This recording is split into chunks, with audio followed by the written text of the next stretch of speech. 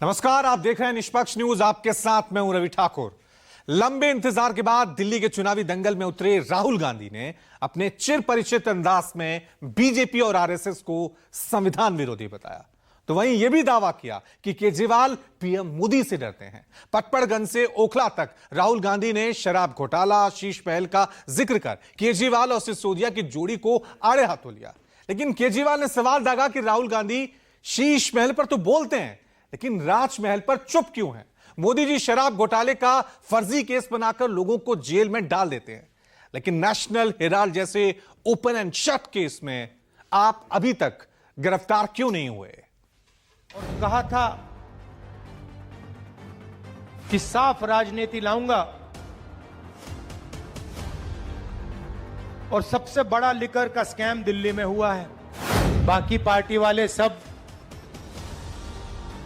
मैं नहीं जानता मोदी जी से डरते नहीं डरते।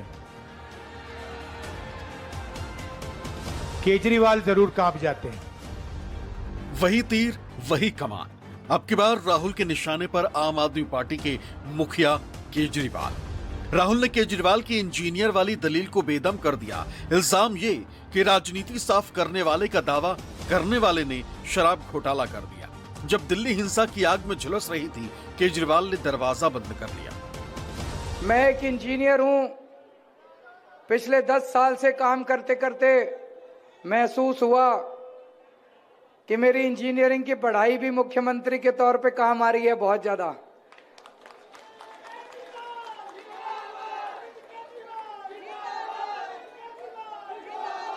दिल्ली में पहले 6-6, 8-8 घंटे पावर कट लगते थे। मैं इंजीनियर हूं, मैंने आपकी बिजली 24 घंटे कर दी कि नहीं कर दी? अब बिजली जाती तो नहीं है, 24 घंटे आती है। इन्वर्टर की जरूरत तो नहीं पड़ती, जनरेटर की जरूरत तो नहीं पड़ती। पहले पड़ती थी, याद करो। मार्केट में जाते थे, लाल रंग के होंडा के जनरेटर इतना धुआं छोड़ते थे और हर साल घर में इन्वर्टर की बैटरी बदलवानी पड़ती थी। अब दिल्ली में इन्वर्टर की, जनरेटर की दुकानें बंद हो गई। केजरीवाल जी जो भी मन में आता है कह देते हैं। पहले आए थे, छोटी सी गाड़ी थी, कहा था नए तरीके की राजनीति करूंगा। इलेक्ट्रिक पोल पर चढ़ गए थे, याद होगा आपको, याद है कि दिल्ली को बदल देंगे।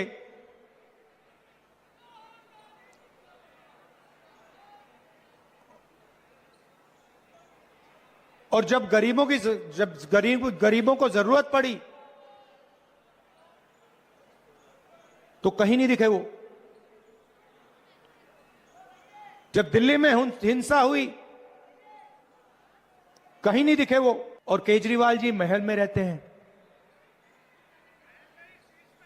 शीश महल में रहते हैं। केजरीवाल ने मोहल्ला क्लिनिक को अपनी सरकार की उपलब्धि बताकर गोंडा सीट से जीत का आशीर्वाद मांगा, लेकिन पटपड़गंज में पंजे का परचम लहराने निकले राहुल गांधी ने पूर्व डिप्टी सीएम मनीष सिसोदिया को शराब घोटाले का आर्किटेक्ट बता दिया। सीट बदलने को लेकर सिसोदिया को भगोड़ा भी बता दिया। मोहल्ला क्लिनिक में कौन कौन जाते हो, जरा हाथ खड़े करो। अच्छे बने कि नहीं बने मोहल्ला क्लिनिक? शानदार बन गए ना? होने चाहिए। डॉक्टर अच्छा इलाज करता है, दवाइयां मिलती हैं, फ्री मिलती हैं, पैसे तो नहीं लगते, टेस्ट फ्री होते हैं। बीजेपी ने ऐलान कर दिया खुल के कि अगर उनकी सरकार बनी तो मोहल्ला क्लिनिक पूरे दिल्ली से बंद कर दिए जाएंगे। मैं आपसे पूछना चाहता हूं, मोहल्ला क्लिनिक बंद होने चाहिए? नहीं होने चाहिए ना?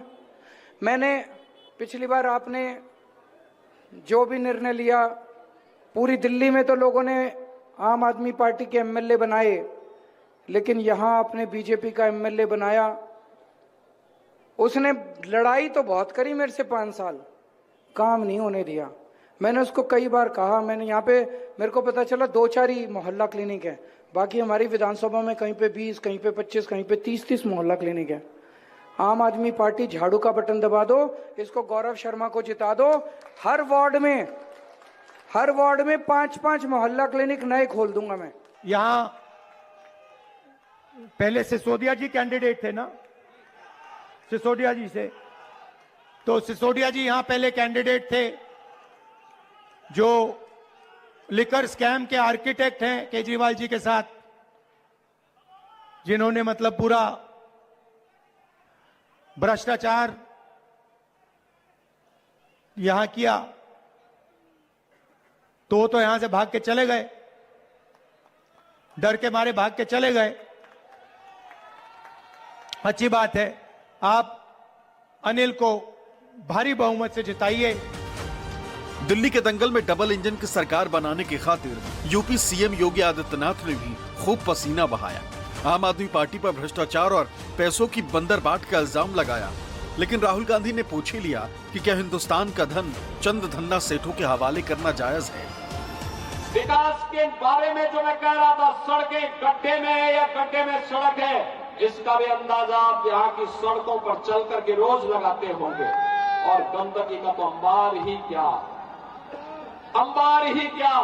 अरे इस आम आदमी पार्टी की तो इसका ये चुनाव चिन्ह ही जब्त कर देना चाहिए। झाड़ू तो यहाँ पे गंदगी का पर्याय हो गया। ये हिंदुस्तान का धन अरबपतियों के हवाले करना चाहते हैं, ये आपको लड़ाना चाहते हैं।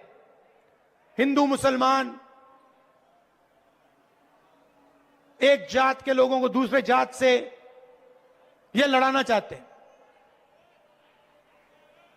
और फिर जो आपका धन है वो आपके जेब से निकालकर अरबपतियों को देना चाहते हैं। ये जो करोड़ों रुपए हैं, असलियत में ये अदानी जी की कंपनी है, मगर कंट्रोल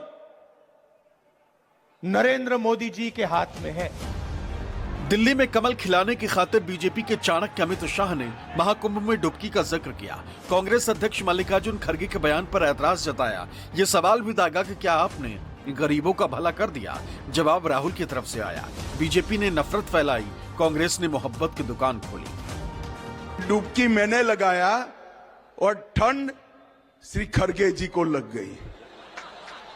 वो कह रहे कि अमित शाह जी, डुबकी लगाने से गरीबों का भला नहीं होगा।